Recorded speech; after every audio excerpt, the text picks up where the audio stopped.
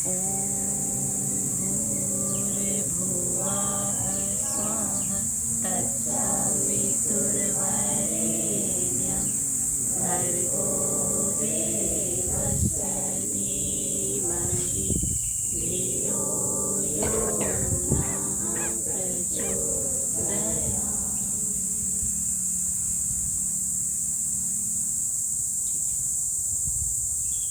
तो शाम से ही मैं आप सभी के बीच में हूँ, आप सभी की गतिविधियाँ देख रही हूँ और उसमें शामिल भी हो रही हूँ। जो चीज़ मैंने महसूस किया वो यही है कि ये चाहे आपके सर हो या ये स्थान विशेष हो, यहाँ पर ऐसे शिविर का आयोजन हो, हम सभी एक माध्यम हैं केवल, पर प्रेरणा तो गुरु सत्ता की ही है, जिसने हम सभी को जोड़ रखा है, जिसकी वजह से हम सब एक हैं। क्या परिचय किसी का, क्या नहीं परिचय, किस स्थान से कौन कहाँ से संबंध रखता है, ये सभी गौड़ बातें हैं।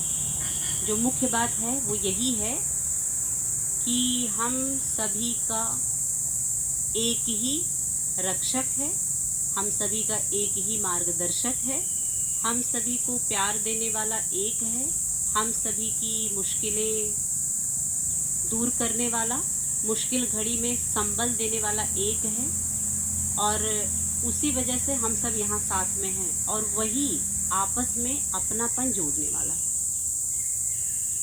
मतलब किसी अनजान के प्रति भी केवल इतना जान लेने से कि अच्छा आप भी गुरु जी को जानते हैं, आप भी परम पूज्य गुरु, बस इतना ही परिचय काफ़ी है हम लोगों का। इसके अलावा और किसी परिचय की आवश्यकता ही नहीं पड़ती है। केवल इतना ही परिचय कि परम पूज्य गुरुदेव मेरे भी गुरुदेव। और एक बहुत अच्छा वाक्य आपके सुनो, हर किसी को लगता है, अभी इसी चर्चा में कहा गया कि मतलब गुरुदेव मुझे कितना प्यार करते हैं, मैं तो उतना नहीं कर पाता हूँ, मैं उतना नहीं कर पाती हूँ, पर कितना मेरा ख्याल करते हैं, हर किसी को लगता है, क्योंकि इतना व्यक्तित्व उनका विशाल है ही। तो हम सभी यहाँ पर बैठे हैं तो किसी भी परिचय की आवश्यकता नहीं है, बस इतना ही पर्याप्त है कि हम सब गुरुदेव के सक्रिय सेनानी बनने की राह में अग्रसर हैं। बस अपने आप को निखारते रहेंगे, अपनी कमियों को, बुराइयों को बुहारते रहेंगे, दूर करते रहेंगे, अपने आप को परिष्कृत बनाते रहेंगे, तपते रहेंगे, अपने आप को तपा करके कुंदन सा चमकते रहेंगे, कुंदन बन के दिखाएंगे। साधारण कोटि के इंसान नहीं बनेंगे, उत्कृष्ट इंसान बनेंगे, उत्कृष्ट। और करके सीखना, लर्निंग बाय डूइंग, करके सीखना। कोई भी चीज़ आप मौखिक लेक्चर सुन करके अपने अंदर परिवर्तन नहीं ला सकते हैं, केवल लेक्चर सुन के। हाँ, उसके साथ साथ जब वो आप वैसी जीवन शैली जी रहे हैं, उसके साथ साथ आप अच्छी चीज़ों को पढ़ रहे हैं, सुन रहे हैं, तब ज़्यादा प्रभावकारी होगा। जैसे ये शिविर है, इसमें आप एक निश्चित दिनचर्या है, उस दिनचर्या के साथ साथ आपको आपके लिए ऐसे उद्बोधनों की व्यवस्था भी की गई है, आपको साहित्य भी पढ़ना होता है, आपको अच्छी बातें भी सुननी होती हैं। तब आप ऐसे परिवेश में ना रहें, ऐसी दिनचर्या में ना रहें, ऐसी जीवन शैली ना रहें। अभी बात मत करिए। ऐसी दिनचर्या में ना रहें तो ये बातें निरर्थक लगेंगी। निरर्थक भी ना मैं प्रयोग करूं तो मैं एक शब्द प्रयोग कर रही हूँ, ज्ञान और बोध। आप में से कोई मुझे बताएगा कि ज्ञान और बोध में अंतर क्या होता है? ज्ञान क्या होता है और बोध क्या होता है? जैसे जो बातें यहाँ से बोली जा रही हैं वो अगर आपके ज्ञान के स्तर तक सीमित हैं तो आप में परिवर्तन नहीं ला पाएंगी। यदि आपको बोध हो गया उन बातों का तो फिर वो बात आपके व्यक्तित्व का अंग बन जाएगा, वो सीख, वो समझ। तो ज्ञान और बोध में अंतर क्या है? हाँ बताइए, आप बता रहे थे।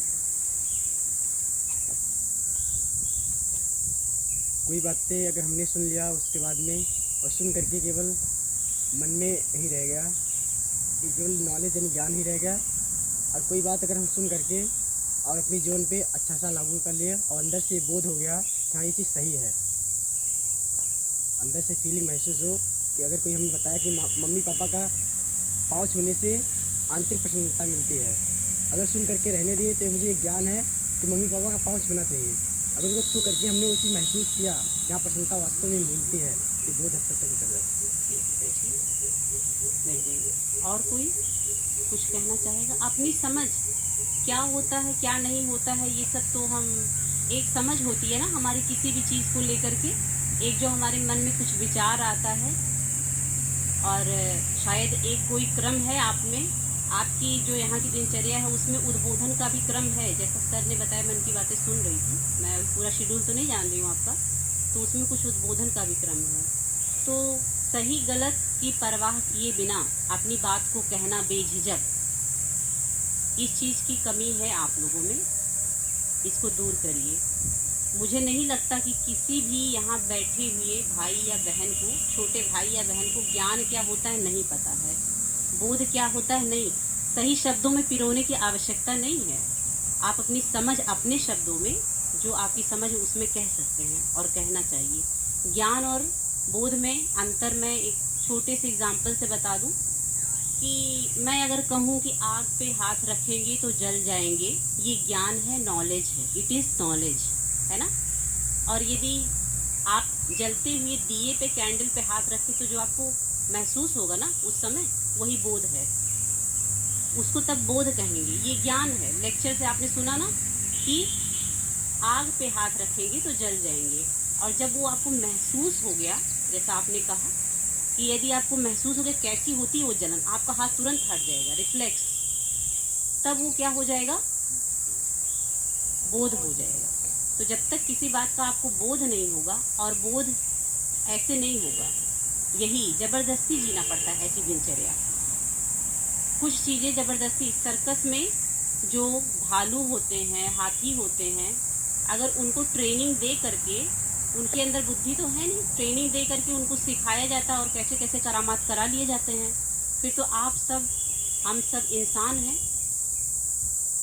तो इंसान हैं आप, और आपको गढ़ना है, इसीलिए आपको एक निर्धारित दिनचर्या में रखा गया है, क्योंकि उसका प्रभाव होता है। और किस संदर्भ में मैं बात कर रही थी, करके सीखना, लर्निंग बाय डूइंग। यहाँ आप करके सीख रहे हैं, सारी एक्टिविटीज कर रहे हैं, जितनी भी गतिविधियां हैं यहाँ की आपकी, उससे आप जो चीजें सीख रहे हैं वो अनुभव वाली सीख है, केवल बात की सीख नहीं है। सर आपको आपकी कोचिंग की क्लास में बताते हैं कि ये ऐसे करना चाहिए, जो यहाँ से सार लेके जा रहे हैं आप, यज्ञ के बारे में जो आपको बताया गया कि यज्ञ सूक्ष्म रूप से वो सारी चीज़ें, वो जड़ी बूटियाँ हम ग्रहण करें ना करें, और केवल हम नहीं, हमारा परिवेश और बहुत सारे जीव जंतु, आप जब यज्ञ में वो आहुति डाल रहे हैं तो वो सारी चीज़ आपके अंदर सूक्ष्म रूप में चली गई, वो तुरंत आपके ब्लड में मिल गई, आपके श्वास के साथ में गई, ऑक्सीजन में मिल करके गई, आपके ब्लड में चली गई, और वो औषधियाँ आपके अंदर चली गई।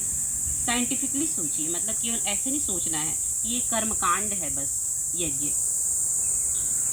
और यज्ञ की बात आई तो जो टीम यज्ञ करवा रही थी उसको मैंने कुछ चीज़ें बता दी हैं, पर ऐसे सामूहिक रूप से भी बता दे रही हूँ कि जब शिखा बंधन, उस समय मैं नोट करी क्या क्या चीज़ें आपको बतानी है बाद में। तो जब शिखा बंधन करते हैं तो शिखा हमारा एंटीना जो है कहते हैं, बहुत सारे लोग पहले शिखा रखते थे, तो उसी स्थान पे और 5 उंगली से स्पर्श किया करिए। बहुत सारे बच्चे इधर उधर कहीं भी किसी स्थान पे नहीं करना है, आपको शिखा मूल पे ही स्पर्श करना है 5 उंगलियों के साथ। और जो पवित्रीकरण के चरण में आपका बाएं से दाएं, बाएं से दाएं, केवल मुख को नहीं है, किसी भी अंग को जिसको निर्दिष्ट किया जा रहा है, जिसके बारे में आपको बताया जा रहा है, उसको आपको बाएं से दाएं स्पर्श करना है पवित्रीकरण में। वही बात आ गई अभी जो मैं सुबह कह रही थी आपको, पहले यम वाली बात, कोई भी चीज़ बाह्य स्वच्छता है ना, कोई भी चीज़ हम करने जा रहे हैं, जब साफ सुथरे स्वच्छ होके करते हैं तो स्वाभाविक रूप से, सहज रूप से हमारा मन उसमें लगने लगता है ना। तो इसलिए तो पहले पवित्रीकरण किया जाता है ये चीज़। और बाकी टीम को बता दिया मैंने कलश पूजन संबंधी। जल का स्थान, जहाँ जल जो रखा है कलश में वो अभिमंत्रित होता है, साधारण पानी नहीं है, वो जल है, अभिमंत्रित है, वो पैर के नीचे किसी भी हालत में नहीं आना चाहिए। तो ऐसे स्थान पे आप उसको अर्घ्य दें, ऐसे स्थान पे जहाँ पे किसी का पैर ना पड़े। तो जो भी जिस भी दिन जिस भी टीम की जिम्मेदारी होगी और जो भी अंत में विसर्जन करेगा, विसर्जन से पूर्व अर्घ्य दान करेगा, वो ऐसे स्थान पे उस जल को अर्घ्य देगा जहाँ पे किसी का पैर ना पड़े। ठीक है, ये छोटी छोटी चीज़ें आप ध्यान रखेंगे। और कोई प्रश्न हो तो पहले आप पूछ लीजिए किसी का भी। चलिए, कोई प्रश्न नहीं है तो सामान्य रूप से मैं कुछ चीज़ें आपको बता देती हूँ।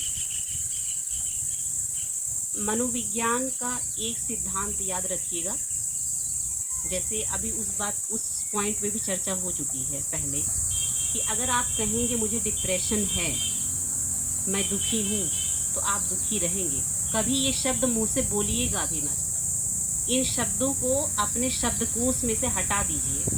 डिप्रेशन, टेंशन, चिंता, किस बात की चिंता, किस बात का डिप्रेशन और किस बात का दुख, ये सब कुछ नहीं होता, भ्रम है। भ्रम में जीते हैं जो हम कहते हैं हमें बहुत टेंशन है, बहुत ज़्यादा टेंशन है। ऐसा कुछ होता ही नहीं है।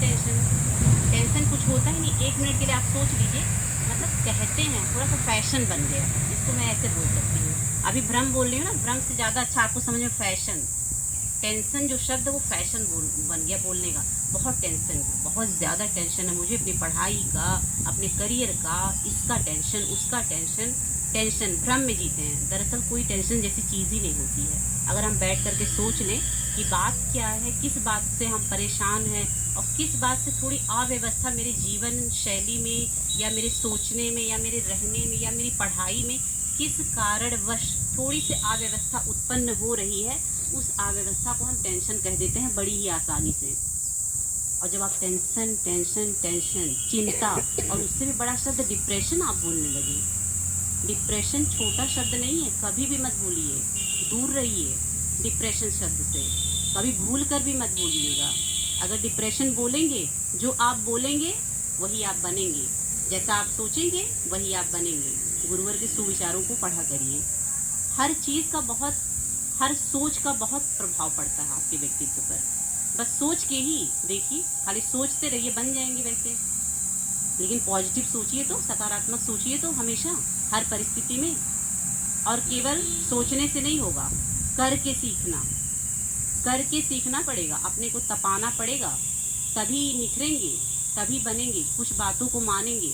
बहुत सारी बातें अच्छी नहीं लगती हैं उम्र के हिसाब से, है ना, उम्र का प्रभाव होता है। जब परिपक्व होते हैं, अच्छा संन्यास आश्रम कब रखा गया है? वृद्धावस्था में, है ना, उस समय रखा। क्यों?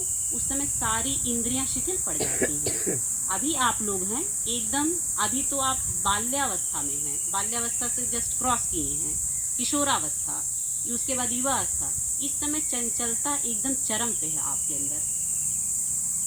तो वो तो आपकी स्वाभाविक प्रवृत्ति है, और आपकी स्वाभाविक प्रवृत्ति पे अंकुश लगाने का काम यहाँ किया जा रहा है कि जो चंचलता है वो किसी भी दिशा में ना चली जाए। चंचलता है तो आप खेल कूद लें, चंचलता है तो डबली बजा लें बड़ी मधुरता से, चंचलता है तो उसको संगीत की तरफ मोड़ देने का काम किया जा रहा है। और यहाँ जो नहीं बैठे हैं वो क्या कर रहे हैं? चंचलता में गेम खेल रहे हैं। गली मोहल्ले में कोई चल रही है, कोई भी खेल कूद चल रहा है, या ऐसी कोई बात चल रही है, या बाहर कहीं निकले हुए हैं, या पिकनिक गए हुए हैं, ऐसा कुछ हो रहा है। उस एनर्जी को, और यहाँ वो ही आपकी एनर्जी चैनलाइज की जा रही है एक बेहतर तरीके से, अलग अलग गतिविधियों के माध्यम से। तो वो एनर्जी जब आपकी चैनलाइज होगी, एक निश्चित दिशा की तरफ मोड़ी जा रही है बहुत सारे एक्टिविटीज़ के माध्यम से, तो निश्चित ही वो ऊर्जा आपकी क्षरित नहीं होगी, किसी भी इधर उधर अव्यवस्थित तरीके से खर्च नहीं होगी। एक सुनियोजित, सुव्यवस्थित और सुविचारित तरीके से यहाँ आपकी ऊर्जा को इन्वेस्ट किया जा रहा है। और लेंस पकड़ लीजिए हाथ में, सनलाइट को वो कंसंट्रेट कर देगा एक जगह पर और जला देगा कागज को, है ना।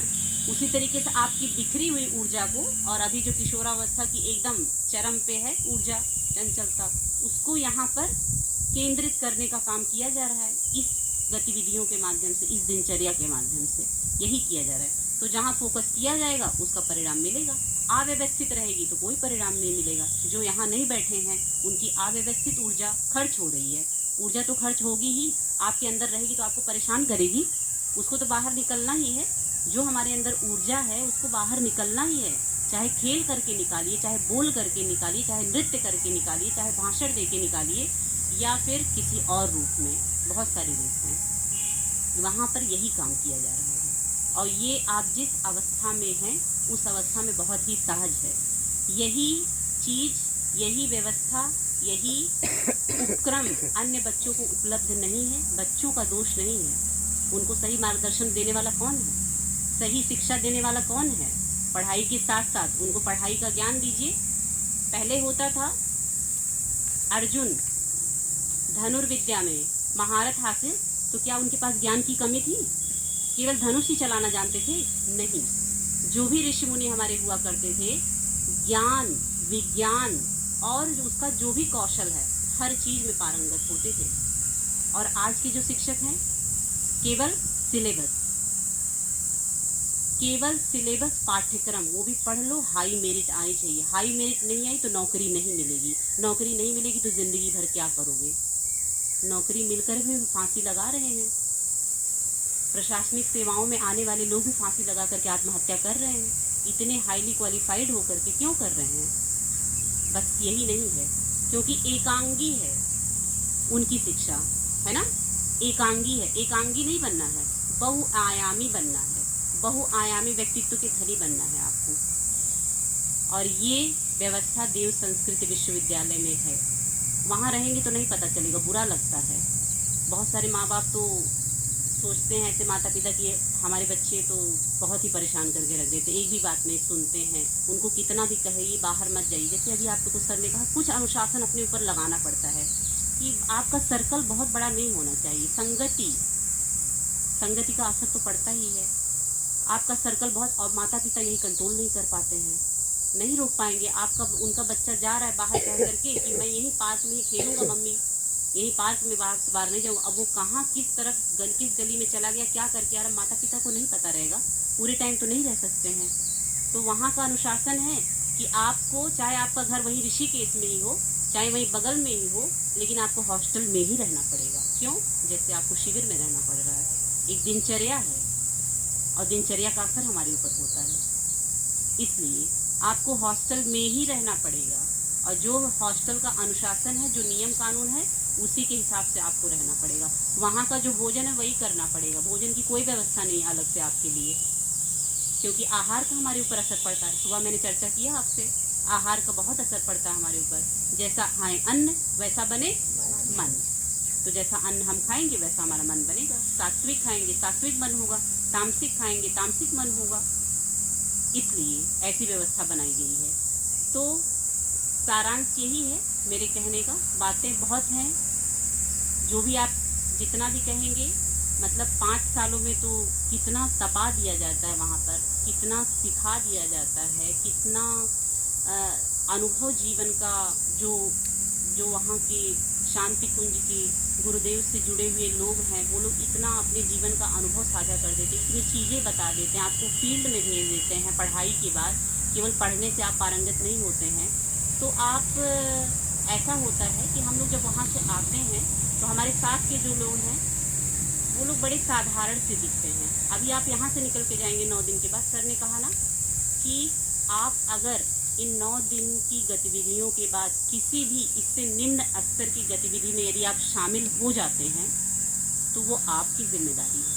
अब इतना तो आपकी जिम्मेदारी बनती ही है। अगर यहाँ से आपको ऊपर उठाना है तो आपको अपने ऊपर अनुशासन लगाना ही पड़ेगा, आत्मनियंत्रण करना ही पड़ेगा, संयम रखना ही पड़ेगा आपको। तभी आप इन चीज़ों को नेक्स्ट स्टेप पे ले जाएंगे। सर अभी आपकी धुलाई सफाई कर रहे हैं यहाँ पर, और फिर अगर आप उस पर जा करके बाहर उसको झाड़ू नहीं लगाते रहेंगे तो धूल मिट्टी तो रोज आता रहेगा बाहर, है ना। आंधी आएगा, तूफान आएगा, हम झाड़ू लगाते हैं फिर लगाना पड़ता है, झाड़ू लगाते हैं फिर लगाना पड़ता है। तो यही काम ये आपको करना है। अब इसके बाद जितना इन चीज़ों को, यहाँ से सीखी हुई चीज़ों को आप अपने मस्तिष्क में रखेंगे, अपने आप को बार बार स्मरण दिलाते रहेंगे, उतना ही आप यहाँ से ऊपर ऊपर ऊपर, शून्य से शिखर तक, शून्य से शिखर तक पहुँचते रहेंगे। और जैसे ही आप इन यहाँ पर सीखी हुई चीज़ों को थोड़ा सा भी हल्के में लिए कि ठीक है वहाँ था, करना पड़ता था, कोई बात नहीं, अब तो घर पे हैं, जैसे ये सोच आया एक पायदान आप नीचे आ जाएंगे। तो अब आपकी जिम्मेदारी है कि आपको कौन सा रास्ता चुना। सही रास्ता आपको दिखा दिया गया। जो यहाँ पर नहीं, उन्हें तो पता ही नहीं कि ऐसी भी कोई जिंदगी होती है क्या, ऐसी भी कोई दिनचर्या होती है क्या, ऐसी भी कुछ चीजें होती हैं क्या। पर आपको तो पता है, और आपको दोनों में अंतर करना भी पता है। आप इस आयु वय के हैं, इतनी आपकी समझ है अभी कि आप उसमें फर्क, इसमें फर्क कर पाएं, इसमें तुलना कर पाएं। तो अब आपकी जिम्मेदारी है कि यहाँ से सीखी हुई चीजों को हमें किस तरीके से और आगे बढ़ाते रहना है। स्वाध्याय जरूर करते रहना है और किसी भी निम्न कोटि के संगति के लोगों से दूर ही रखना है। कहते ना, गुरुदेव कहते हैं कि सांप बिच्छू जैसे होते हैं वो लोग। ऐसे लोगों की संगति को आप सांप बिच्छू, जैसे सांप बिच्छू को देख करके क्या होता है, एकदम आप क्या करते हैं, फ्लाइट मोड में आ जाते हैं ना, कि मतलब भागना, ये दूर रहो, मतलब एकदम फ्लाइट मोड में, तुरंत ही उनसे दूर।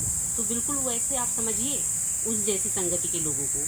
नहीं तो ये चीज़ें जो आप सीखे हैं होती हैं, पर अगर सतत ना रहे, कोई भी चीज़ आप सीखे हैं सतत, कोई चीज़ सतत रहेगी, निरंतरता रहेगी, तभी वो आदत में शामिल होती है।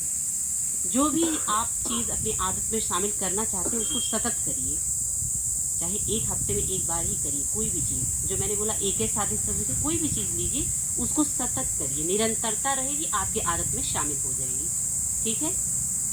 बहुत ज़्यादा सुनेंगे तो लगेगा कि आज ज़्यादा ही हो रहा है, बहुत ज़्यादा बोल दिया जा रहा है। तो कुछ आप यदि बोलें, किसी का कोई प्रश्न हो प्रैक्टिकली, मतलब जो आप फेस करते हो, जो ऐसा सोचते हो, वो आप बोलें। तो मनोविज्ञान के स्तर पे जो मैंने बताया कि आपको कभी भी नेगेटिव सोचना ही नहीं है, नकारात्मक कभी भी नहीं सोचना है, कभी भी। मतलब कितनी भी मुश्किल हो, कितनी भी मुश्किल हो, कैसी भी परिस्थिति, आप नकारात्मक मत सोचिए, अपने आप रास्ता निकल जाएगा। आप कभी मत सोचिए कि मेरे साथ ये परेशानी है। परेशानी तो नाम ही मत लिया करिए, कहीं कैसी परेशानी, देख लेते हैं उसको, उसका क्या कारण है, कारण और निवारण, हर बात पे चर्चा कर लीजिए।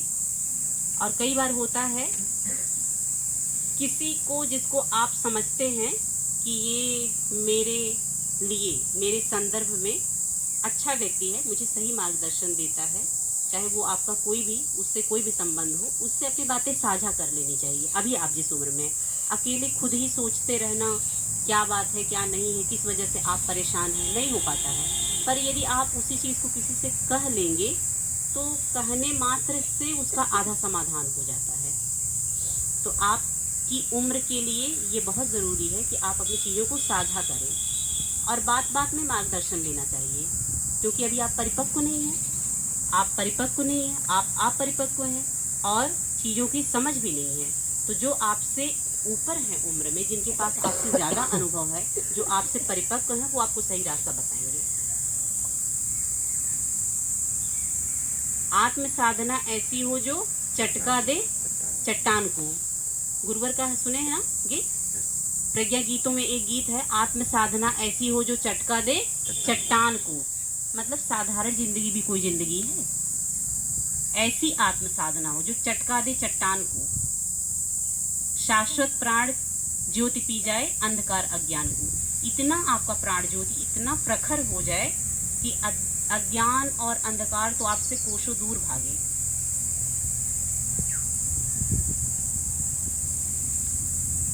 तो अपनी वाणी को मैं इस आशा और अपेक्षा के साथ विराम दूंगी कि हमेशा आप अपने मन में एक वाक्य रखिएगा, यहाँ पर आए हैं कि अगर हम नहीं देश के काम आए, धरा क्या कहेगी, गगन क्या कहेगा। ठीक है, अगर साधारण जिंदगी जो जैसा बाहर के परिवेश में लोग जी रहे हैं, और आपको सुनाते भी होंगे बहुत सारे आपके साथ में पढ़ने वाले लोग कि ठीक है अभी से शुरू हो गए हो और तो कुछ करना नहीं है, वगैरह वगैरह, बहुत सारी तरीके की समाज में लोग बात करते हैं। तो अगर हम नहीं देश के काम आए, पापा क्या कहेंगे, मम्मी क्या कहेंगी, भाई बहन, समाज, आसपास, नात रिश्तेदार कहेंगे, नहीं चिंता करनी है। धरा क्या कहेगी, गगन क्या कहेगा।